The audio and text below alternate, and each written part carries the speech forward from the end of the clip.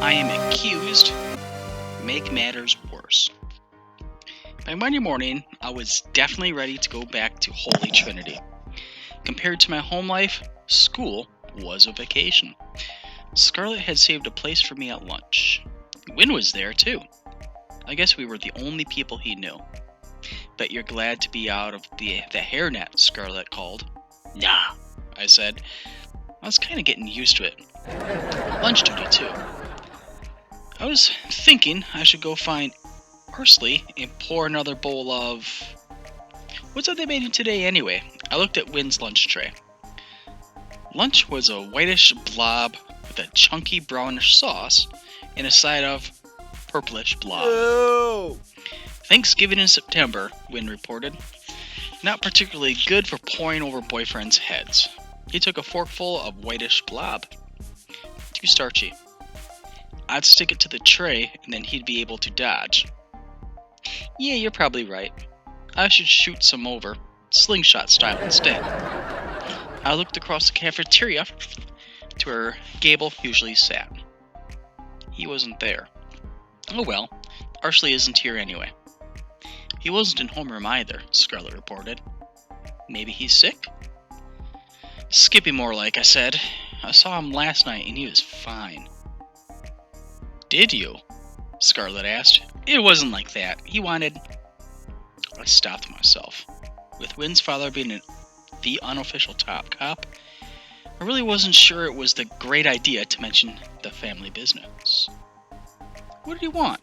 Scarlett asked. Wynn and Scarlett were both waiting for me to finish. Sorry, I said. I was thinking about something that happened with Nana. To talk.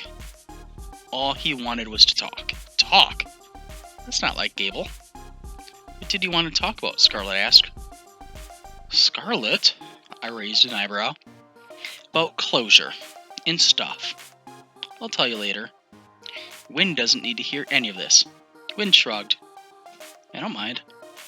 Well, I don't want to talk about it, I said, standing up from the table. Besides, I shouldn't claim my Thanksgiving blobs before they get cold. I didn't see Scarlett alone again until fencing the next morning. So what did you talk about with Gable? She whispered as we were stretching. Nothing, I whispered back. He wanted chocolate. I couldn't say it in front of Wynn. Gable is such a tool belt, Scarlett yelled. I honestly can't believe him sometimes. Miss Barber, said Mr. Jerry. Keep it down during stretching, shall we? Sorry, Mr. Jerry, Scarlett said. Seriously, she whispered to me. He is just loathsome. By the way, he wasn't in homeroom again. Oh no! Why? I asked. Beats me, she said. Probably off drowning kittens or something. Scarlett giggled. Why are the cute ones always such sociopaths? Wynn doesn't seem like too much of a sociopath, I replied without thinking. Oh, really? So, you think he's cute, do you? At least you're admitting it now. I shook my head. Scarlett was incorrigible. Admitting it is the first step, Annie.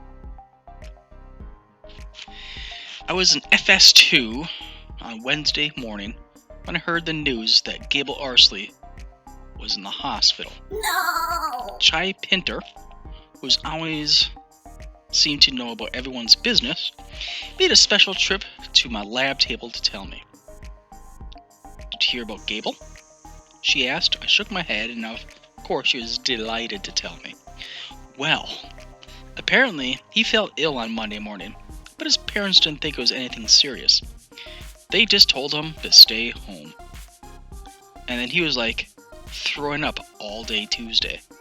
They still thought it was a stomach flu or something. When he didn't stop by Tuesday night, they finally took him to the hospital. And he's still there. Ryan Jenkins even heard he had surgery. Chai looked over the moon at the prospect of our peers possibly had to have surgery. But I don't know if that's true. You know how people make stuff up. I did. I figured you might know more about Gable's condition since you guys been out for such a long time. But I guess not, Chai said cheerfully. Dr. Lau clapped her hands to start class. Chai returned to her seat. The lecture was something about the different way illnesses can affect the matter in which a body decays. But I couldn't really pay attention. It's not that I particularly cared about Gable, but the news was still shocking. I couldn't help but wonder whether I had been the last person to see him Sunday night. And if that were true, I couldn't help but wonder if that coincidence was going to cause problems for me down the road. Or sooner. I couldn't afford any more problems. I was probably being paranoid, but life really had taught me that smart people anticipated the worst. That way, there was time to make a plan. At some point, Wynn whispered, "Are you okay?" I nodded, but I wasn't okay. I wanted to go call Mr. Kipling, like, right then. I decided that it probably wouldn't be a good idea for me to be seen running the heck out of class to call my lawyer. So I sat in my seat, and I folded my hands in my lap, and I looked at Dr. Lau, and I didn't hear one word she said. Wynn whispered, "Can I help?" I shook my head, annoyed. What could he do? I needed quiet and time. As soon as the bell rang, I started walking straight to the phone booths that were in front of the main office. I needed to call Lana, and I needed to call Mr. Kipling. I moved briskly, but I made sure not to run. Before I got there, I felt a hand on my shoulder. It was Headmaster. "Anya," she said, "these people need to have a word with you." When I turned, I was not particularly surprised to see several police officers standing behind her. They weren't wearing uniforms.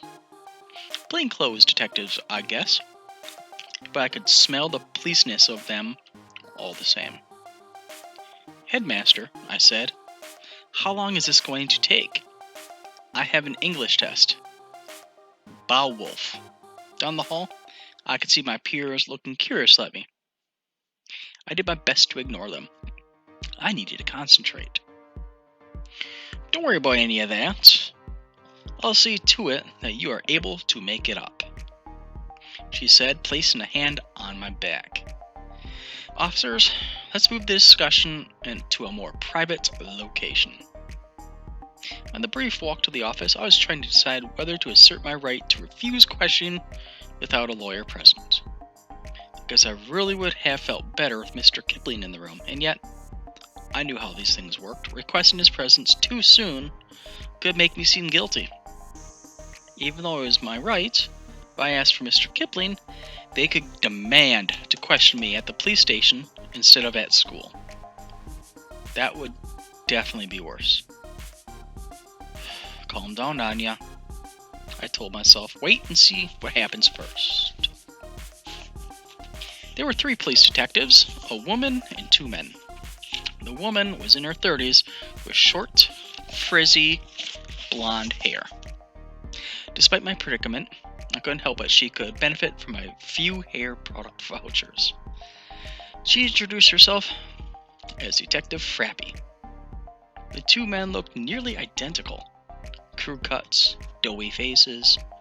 Only one had on a red tie, Detective Cranford, and the other one, a black one, Detective Jones. Detective Frappy seemed to be the boss, as she did most of the talking. "Anya, you'd really be helping us out today if you answered a few questions." I nodded. "I assume you heard about Gable Arsley," Frappy said. I carefully considered my reply. "People have been talking, but the only thing I know for sure is that he's been absent from school," I said. "He's in the hospital," Frappy said. "He's very sick. He might even die. That's why it's very important that you tell us everything you can." I nodded. "Can I ask you a question?" Oh, sure. Frappy exchanged a look with Cranford. Cranford nodded slowly, so maybe he was the boss. I don't see why not, Frappy said. What's wrong with him? I asked. Frappy exchanged another look with Cranford. Cranford nodded again. Gable Arsley has been poisoned. Oh, I said. Poor Gable. Jesus. I shook my head.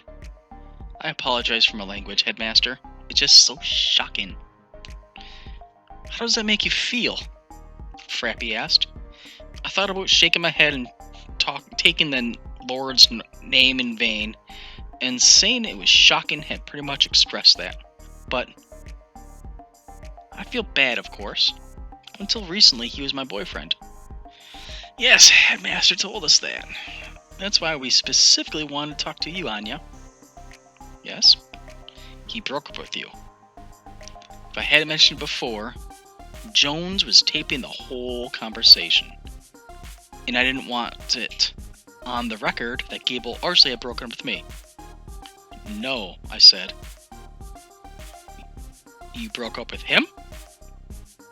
You could say the decision was mutual, I said. Care to elaborate? I shook my head, sort of personal. This is important, Anya. The thing is, I really don't want to say it in front of her. I looked at the Headmaster. It's, well, vulgar, I added, and embarrassing. Go on, Anya, Headmaster said. I won't judge you. Fine. I could see where this is going. I figured that, not knowing enough facts about Gable's poisoning and how they did or did not implicate me, it could be worse for me to start lying or concealing things now. Gable Arsley wanted to sleep with me, and when I told him no, he tried to anyway. The only thing that stopped him was that my brother came into the room. Cranford leaned over to Frappy and whispered something into her ear. I thought I could see his lips form the shape of the word motive. The round hole of the mo, and the tongue darting out with t. Honestly, retreat on the motive. Duh, of course I had motive.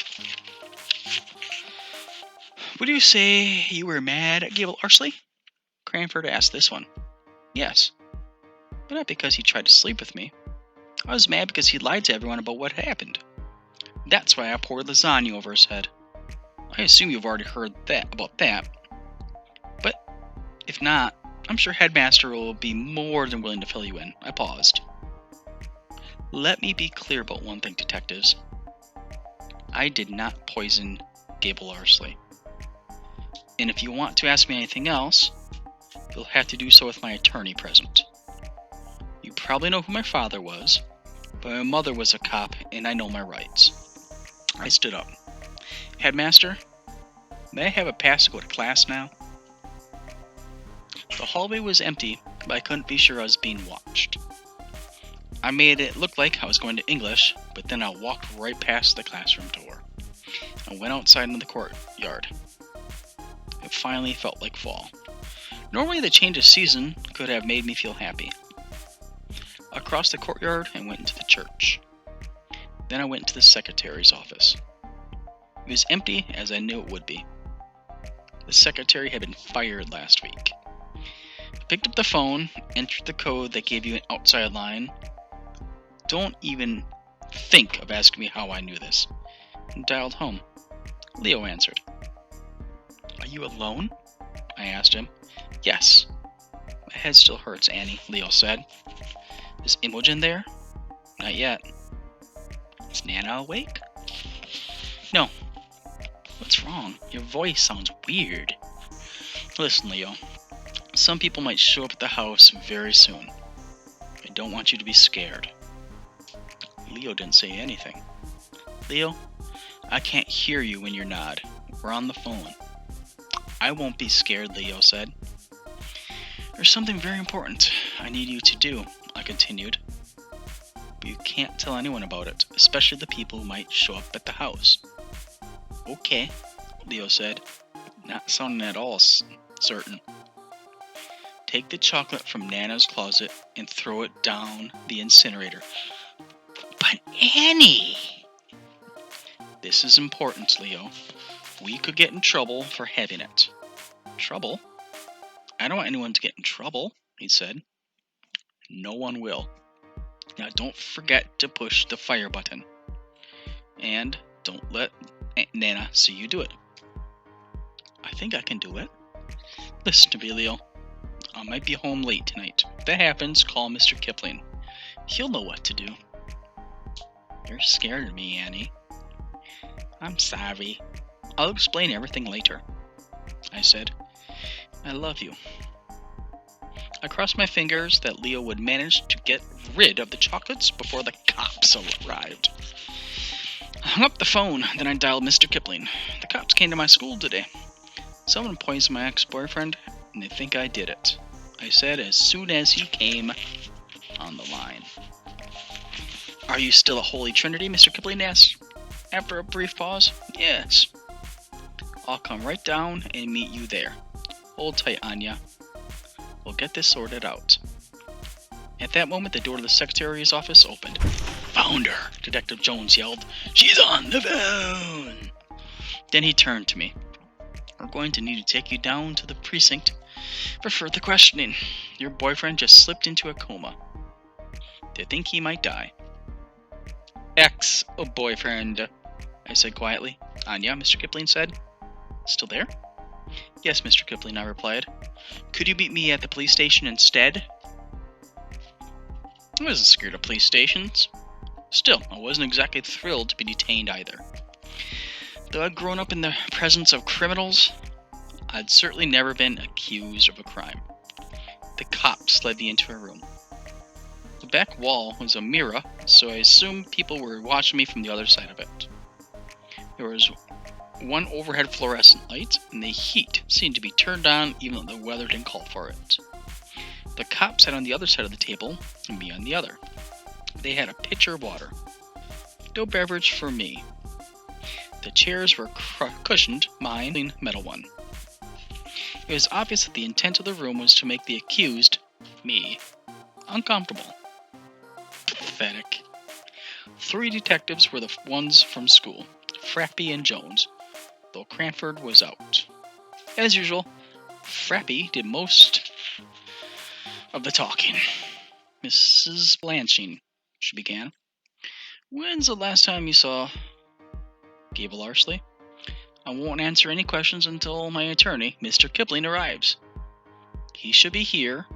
At that moment, Mr. Kipling came to the door of the interrogation room.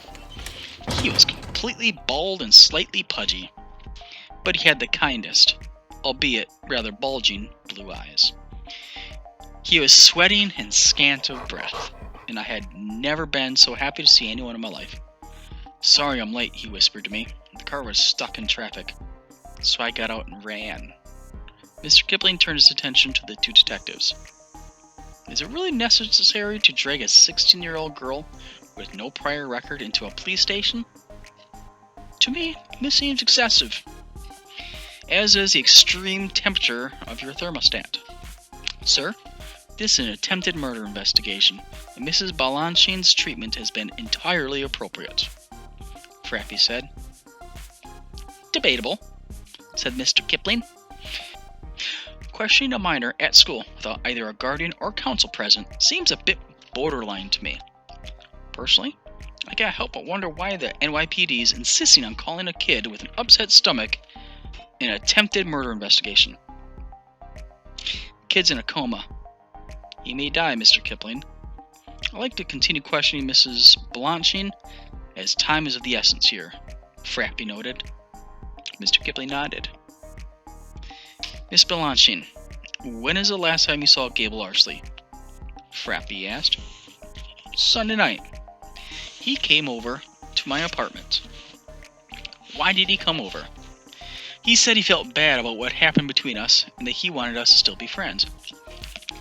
Anything else? Was there any other reason he came over? I could see where this was going. The chocolate. Of course it was the chocolate. It was always the chocolate. I had only wanted Leo to destroy it because it's illegal to have it in your possession, and I hadn't wanted to cause any trouble for my family if the cops should decide to search her place. But what if the police thought I had poisoned Gable with chocolate? Then it might look like I had instructed my brother to destroy evidence. I should have thought of this before. I should have thought things through better. But there really hadn't been time. Everything had happened so quickly. And in my defense, Gable Arsley wasn't exactly a Boy Scout. He was a wealthy glutton and a habitual connoisseur of contraband substances. Who knew what he had gotten himself into? Plus, I had no reason to doubt the integrity of Balanchine chocolate. Though I had lived with chocolate being illegal my whole life, I had never once worried about it being poisoned. Daddy had always been so vigilant about quality control, but then, Daddy hadn't been running Balanchine chocolate for a very long time. Miss Balanchine, Frappy repeated. The only thing to do was be honest. Yes, there was another reason. Gable wanted to know if I had chocolate. Did you? Yeah! I said. Frappy whispered something to Jones. Mr. Kipling said, Before you two go getting all excited, I'd like to remind you that the Balanchine family has ties to the chocolate import-export business. They produce a line of chocolate bars under the name Balanchine Special, which are available in Russia and Europe where chocolate is still legal. It's only natural that some of the product ends up here on occasion, so I don't find it unusual that Miss Balanchine should be in the possession of chocolate. It is that the person she gave it to ended up poisoned, Jones remarked. Oh, you talk to now? Mr. Kipling asked. Even if Mr. Arsley was poisoned, what proof do you have that the poison came from the chocolate? The poison could have been on or in anything. Frappy smiled before she said, Actually, we know with 100% certainty that the chocolate was the source of the poison. When Miss Balanchine set out to poison Mr. Arsley, she gave him 2 bars of chocolate. Your girl was nothing if not thorough, Jones said. She gave him 2 bars of chocolate, but Mr. Arsley only ate 1, Frappy continued. His mother found the other bar in his room, and it was immediately sent to the lab where it was found to contain a massive amount of free-toxin. You know what free-toxin does to a person, Anya? Jones asked. Starts with a stomach ache. You wouldn't even feel that sick. Poor kid probably thought he had the flu, Frappy interjected. But wait, it gets better, Jones continued. Delay getting treatment too long, and ulcers start to form in the stomach and intestines. Your liver and spleen shut down, then other organs fail too. Meanwhile, cysts have started sprouting up all over the skin. Ultimately, your body can't take it anymore. You'll either have a fatal heart attack or maybe sepsis from the many infections that are raging inside of you. It's like a total system-wide shutdown, and the sad part is, you won't care. You'll be praying to God to end it. You'd have to really hate a person to do that, wouldn't you? Frappé asked. Just the way you hated Gable Arsley. Jones finished. I don't know how that got in there. I would never poison Gable, I yelled. But even as I was yelling, part of me knew it was pointless. This wasn't getting fixed today. After they took my fingerprints and picture, I was locked in an isolated cell in the police station. This accommodation was only for the night. The next afternoon, a juvenile court judge would decide what to do with me while I awaited trial for the attempted murder of Gable Arsley and the lesser charge of possession of an illegal substance. Mr. Kipling thought they'd probably just send me away back to my house with a tracker embedded in my shoulder, as I didn't have any prior offenses. Maybe you'll just have to stay with me and Keisha for a little bit, if the judge doesn't think your grandma's up to watching you. Keisha was Mr. Kipling's wife. She wouldn't mind that? No. She'd love it.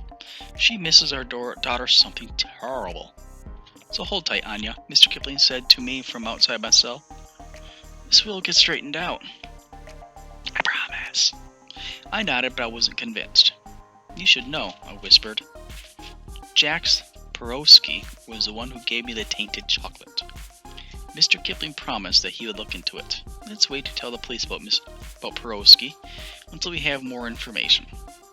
They're obviously convinced it's you, so we have to be careful. We don't want to accidentally give them more ammo. I also had Leo destroy the rest of the chocolate, I whispered. It was stupid. I wasn't thinking. I was worried about them searching the house and finding the contraband. Mr. Kipling nodded. I know. Leo called me. The police were banging on the door just as Leo had gotten into Galina's closet. There wasn't time for him to do it. That's good, I said. I'm glad I didn't inadvertently make my brother an accessory to whatever this is. My voice broke a tiny bit on the word this. I could feel a tightness in my throat that felt like a beginning of tears. I didn't let myself cry, though. Don't worry, Anya, Mr. Kipling said. This absolutely will get straightened out. I'm sure there's a logical explanation for everything. I looked at Mr. Kipling. His eyes were bloodshot and his face were pale. Even a bit green. Are you feeling alright? I asked. Just tired. It's been a long day. Now, don't you go worrying about me. I want you to try to get a good night's sleep, or as a good night's sleep as it's possible to have in a police station. He gestured toward the metal bed with a paper-thin mattress and the scratchy wool blanket. Photos look so bad, I said. It did. It was surprisingly plump. That's my girl, Mr. Kipling said. He stuck his hand through the bars and brushed my cheek with his index finger. I'll see you tomorrow, Annie. At the courthouse. I'm stopping by your apartment now just to make sure Leo, Natty, and Galina have everything they need. The cops had neglected to take my platinum gold cross necklace. I unclasped it and handed the necklace to Mr. Kipling. It had been my mother's, and I didn't want to somehow end up losing it, or for someone to steal it from me. For safekeeping, I said. I'll bring it to you tomorrow, he promised. Thank you, Mr. Kipling, for everything. And by everything, I meant not even asking if I was innocent. He assumed I was. He always thought the best of me. Maybe that was his job, though. You're very welcome, Anya, he said as he left. And then I was alone. It was odd to be alone. At home, there was always someone demanding my time or attention. I might even have enjoyed this sensation had it not occurred in a jail cell. The next morning, a police officer drove me to the court. Even though I didn't know what awaited me there, I definitely remember feeling glad to be out of that cell. It was sunny, and on the ride over, I was optimistic about everything. Maybe Mr. Kipling was right. Maybe there was a logical explanation for everything. Maybe this would end up being a little more than a vacation from school. The worst that would happen is I'd have a ton of makeup work. When I got to the courthouse, Mr. Kipling wasn't there. I'd usually known him to be early for such matters, but I wasn't that worried. Frappy is in the courtroom, and another woman who I assumed was the prosecutor. At 9:01, the judge came in. Miss Balanchine? She looked at me and I nodded. Do you know where your attorney is? Mr. Kipling said he'd meet me here. Maybe he was caught in traffic? I suggested. Silly, ain't he? Is your guardian here? The judge asked. I'm aware that your parents are dead. Perhaps your guardian could call your attorney. I told her my guardian was my grandmother, and that she was confined to bed. Most unfortunate, the judge said. I suppose we could proceed without an attorney. Though, as though you are a minor, I'd rather not. Perhaps we should postpone. At that moment, a boy who didn't seem much older than me came into the courtroom. He was wearing a business suit. I'm sorry I'm late, Your Honor. I'm Mr. Kipling's colleague. Mr. Kipling has had a heart attack and won't be able to come to court today. In his absence, I'll be representing Mrs. Balanchine. I'm Simon Green.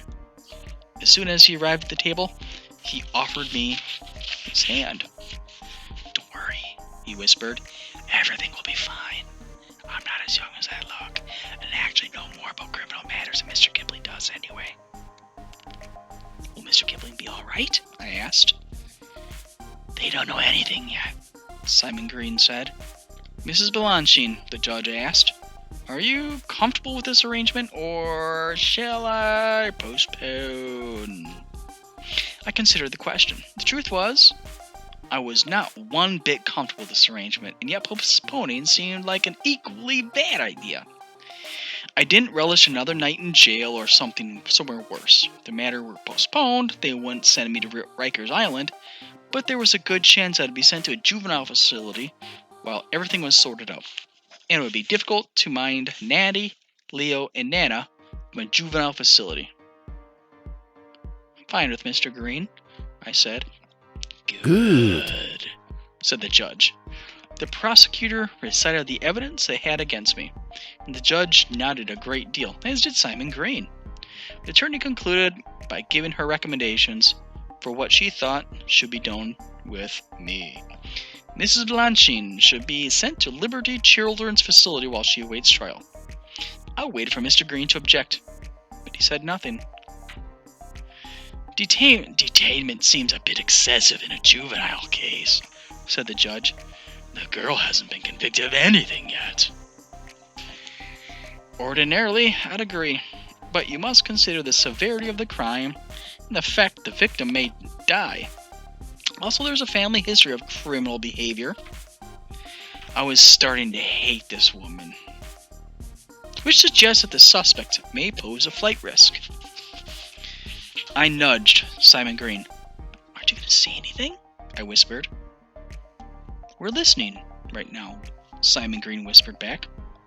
I'll talk more after I've heard everything. The prosecutor continued. I'm sure you know that the father was the notorious crime boss, Leonard Balanchine, which probably suggests that Anya Balanchine is rather well connected. Excuse me, Your Honor, I said. The judge looked at me for a moment, as if she was trying to decide whether or not to discipline me for interrupting. Yes, she said finally.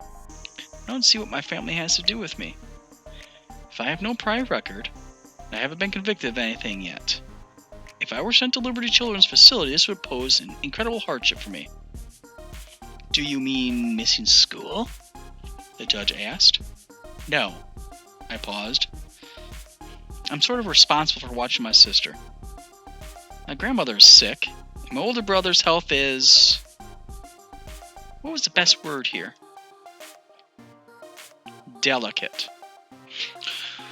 What Mrs. Balanchine describes is exactly my point, the prosecutor interjected. This ailing grandmother's is the girl's sole guardian.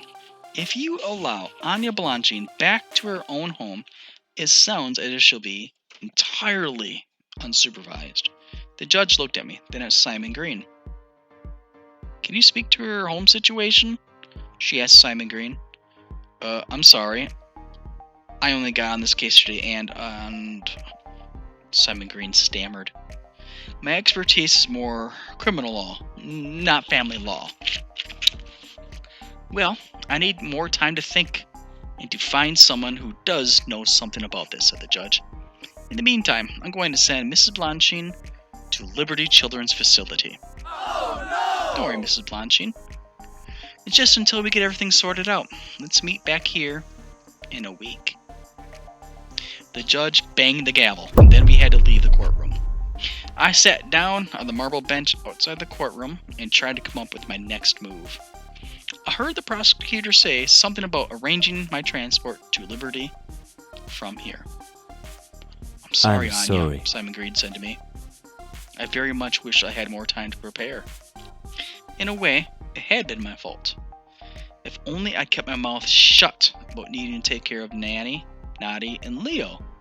By mentioning my situation, I'd only make things worse. In my defense, it really hadn't looked like Simon Green knew what he was doing. Someone needed to say something. Anya, he repeated. I'm really sorry. There isn't time for that, I said. I need you to do a couple of things for me. There are people I need you to call. Mr. Kipling will have the numbers. There's a woman named Imogen Goodfellow. She's my grandmother's home health care worker. Call her and tell her that she needs to stay at the apartment full time.